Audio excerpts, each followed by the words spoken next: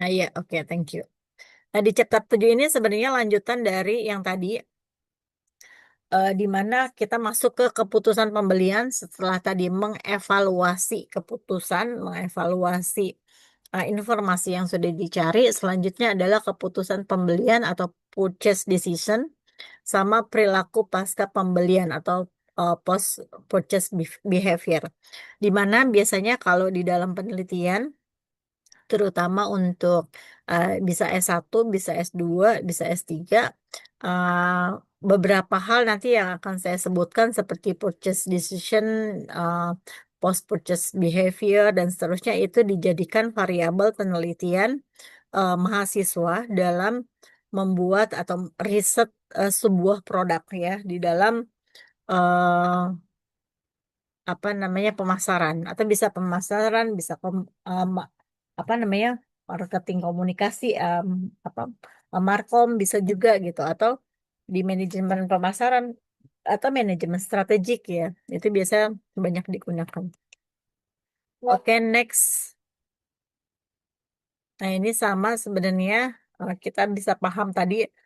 Kalau di sini saya lebih ke nanti apakah proses keputusan pembelian itu dilihat dari buku yang disarankan oleh kampus, yaitu panduannya oleh Hawkins dan Mothersbaugh ya.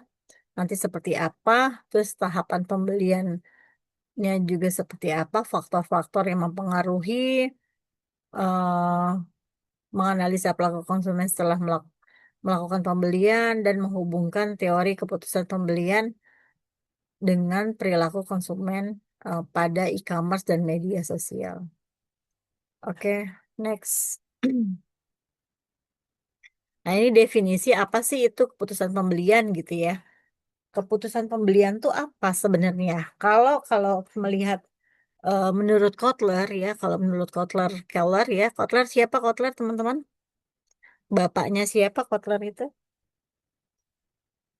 Bapaknya pemasaran ya, manajemen pemasaran, bapaknya manajemen pemasaran itu Pak Kotler namanya ya. Ya, Mr. Kotler and Keller ya, di mana kalau Kotler sendiri mengatakan keputusan pembelian itu adalah pilihan konsumen terhadap satu merek atau produk dari berbagai alternatif yang tersedia.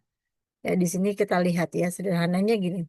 Setelah ngelihat banyak pilihan nih tadi nih, terus dievaluasi, dibandingin dari berbagai macam produk, terus baca review juga udah, melihat harga juga udah, cari informasi juga udah, akhirnya si konsumen ngomong gini, oke, aku pilih yang ini, gitu ya.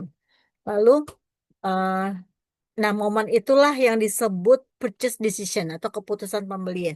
Ketika konsumen sudah fix ya, sudah fix untuk, oh ya, saya mau beli ini, itu namanya purchase decision, yaitu keputusan pembelian.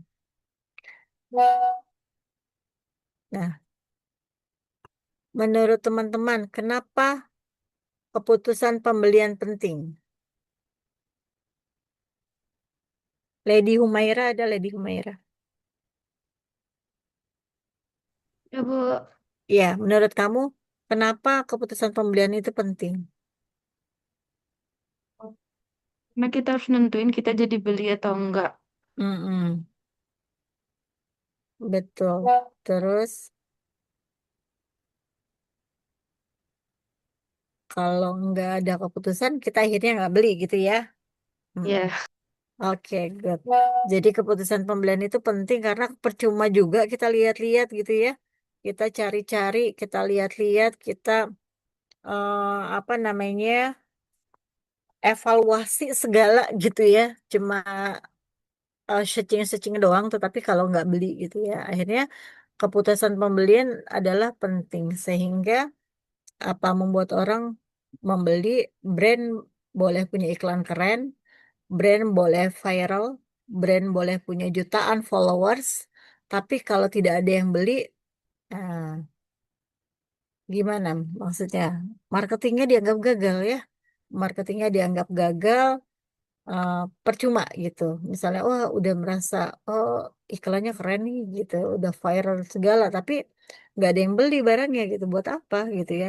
Nah, makanya penting banget karena memang kita beli itu untuk jualan itu untuk dibeli ya. Nah, dalam dunia digital, dulu konsumen tuh harus datang ke toko ya, betul ya teman-teman ya. Harus datang ke toko, terus pegang produk gitu ya. eh Tanya penjualnya, bandingin langsung ya pada saat itu gitu. Nah, kalau sekarang enggak ya. Sekarang enggak, cukup dari HP dalam waktu 5 menit, mungkin dalam waktu berapa menit, lihat TikTok, lihat YouTube gitu. Dibanding-bandingin akhirnya bisa langsung mengambil keputusan untuk beli gitu ya. Nah, yang jadi pertanyaan, kapan keputusan pembelian terjadi, teman-teman?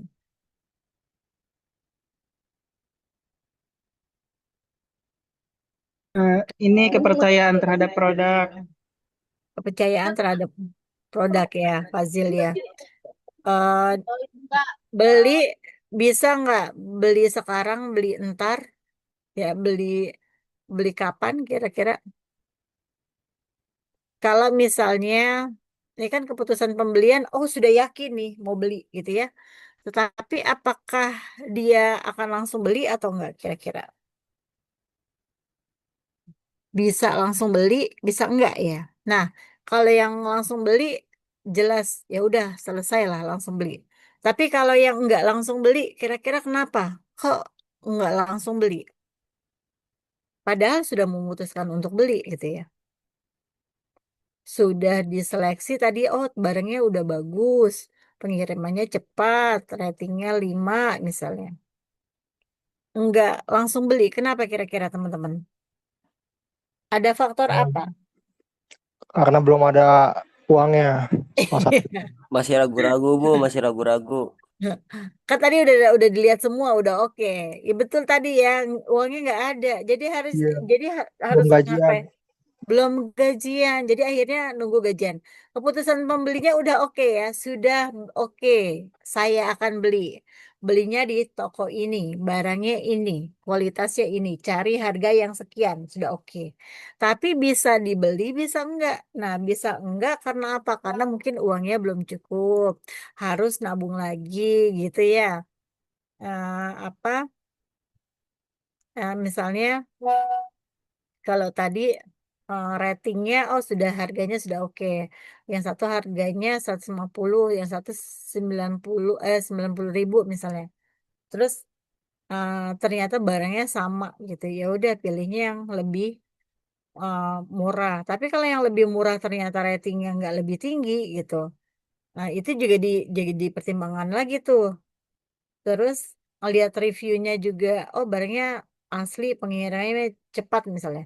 Atau apa namanya, oh tapi barangnya lama gitu, ya udah, oh lama padahal mau dipakai 2 hari lagi gitu. Tapi nggak ada apa namanya pilihan Gojeknya itu, Gojek same day-nya nggak ada, adanya yang pengiriman reguler biasa padahal mau dipakai besok gitu ya, akhirnya nggak jadi itu beli ke toko itu ya, tertunda itu seperti itu. Oke, next definisi selanjutnya apa? Nah, ini faktor mempengaruhi keputusan pembelian ya. Oke, tadi ada rating, online customer rating, itu penilaian berupa bintang yang diberikan konsumen setelah pembelian menggunakan suatu produk ya. Ada juga apa? eh Kenapa rating sangat berpengaruh? Ya, karena manusia cenderung percaya pada pengalaman orang lain ya, teman-teman ya. Jadi secara psikologis konsumen itu kemarin kita sudah belajar ya, namanya social proof, di mana semakin banyak orang menyukai sesuatu, semakin kita percaya bahwa produk tersebut bagus gitu ya. Jadi memang rating itu sangat berpengaruh. Misalnya kalau tadi contoh yang awal tadi misalnya headset Bluetooth di Shopee ada dua pilihan. Produk A 4,9 bintangnya. Reviewnya 15.000 review. Yang satu produk B 4,3 rating bintangnya. Lalu reviewnya 200 review. Kira-kira teman-teman pilih produk A atau produk B? Pilih yang mana teman-teman? Produk A apa produk B? Produk A, Bu, produk A. Produk Produk A A. ya. Ya, produk A. Ya tentu. Karena apa tadi? Karena Eh, Customer-nya udah ngerating, jadi kita bisa tahu kualitas yang udah pernah dibeli sama orang-orang sebelumnya, Bu. ya produknya sudah banyak yang rating, sudah banyak yang review gitu ya. Jadi kita lebih trusted ya, kita lebih percaya akhirnya eh, kira-kira produk ini bagus gitu ya. Nah, lalu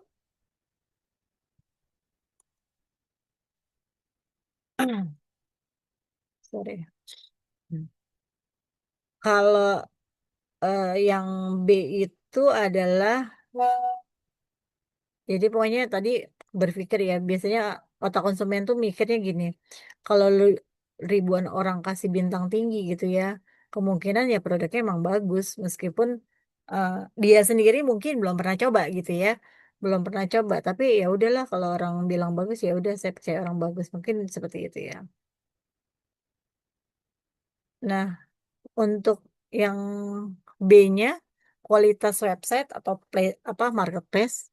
Kalau kualitas website itu kalau untuk definisi adalah persepsi konsumen terhadap kemudahan atau keamanan atau kenyamanan saat menggunakan platform digital semakin baik kualitas website atau marketplace. Jadi semakin baik kualitasnya, jadi semakin tinggi juga peluang pembelinya. Nah, kenapa penting? Ya mungkin kalau kita bisa bayangin tadi ya dua website ya. Yang pertama website A loadingnya lama gitu ya. Kalau mau nyari barang tuh sulit gitu. Maksudnya kayak yang ngeblank dulu gitu atau apa gitu. Terus banyak-banyak error. Terus kalau check out gagal-gagal. Padahal kita sudah check out tapi masih gagal-gagal gitu. Terus ada eh, website satu lagi, website B. Misalnya cepet, aksesnya mudah, terus kayaknya aman gitu ya, terus tampilannya menarik gitu. Ya tentu mm, website mana yang dipilih teman-teman?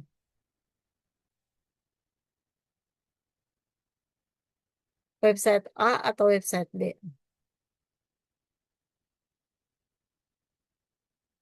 Kira-kira website mana tuh?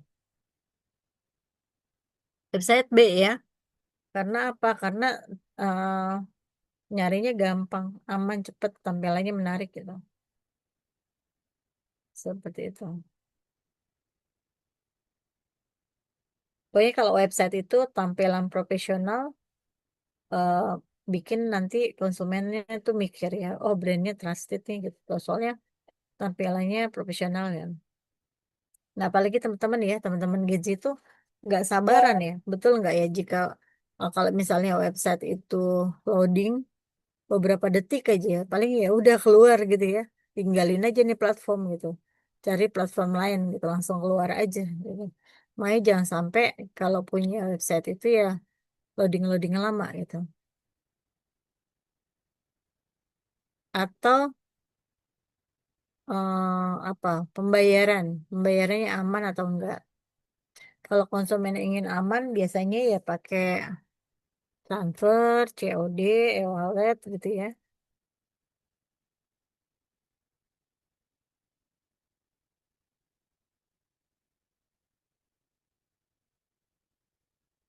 Oke, next. Nah ini ya, ini si Bapak Fred Davis ini eh, perceive ease of eh, use. Jadi ini juga hampir saya pakai variabel ini kemarin waktu S3. Perceive ease of use ini adalah tingkat keyakinan seseorang bahwa suatu sistem yang digunakan dengan mudah dan tidak memerlukan usaha yang besar. Jadi mudah gitu ya. Kalau zaman dulu, kalau green teorinya ini green teorinya si Fred ini, TAM namanya. Kalau zaman dulu terkait dengan digital marketing itu semua nginduknya ke teorinya si Fred Davis, di mana teori teknologi acceptance model ini adalah apa teori yang terkait dengan jejaring ya, dengan aplikasi, dengan pokoknya terkait dengan teknologi. Ya, kita biasanya kalau anak-anak manajemen lah menginduknya ke teori ini, di mana perceived issues itu tadi ya tingkat keyakinan seorang pada suatu sistem. Ya, kira-kira seperti apa sih bisa nggak mudah digunakan gitu ya. Jadi mudah digunakan. Ya, kalau aplikasinya gampang dipakai, ibaratnya kita akan terus pakai ya. Kalau misalnya ribet, biasanya gimana? Nih kita udah download aplikasi nih, terus ribet. Terus apa yang kita lakukan teman-teman biasanya?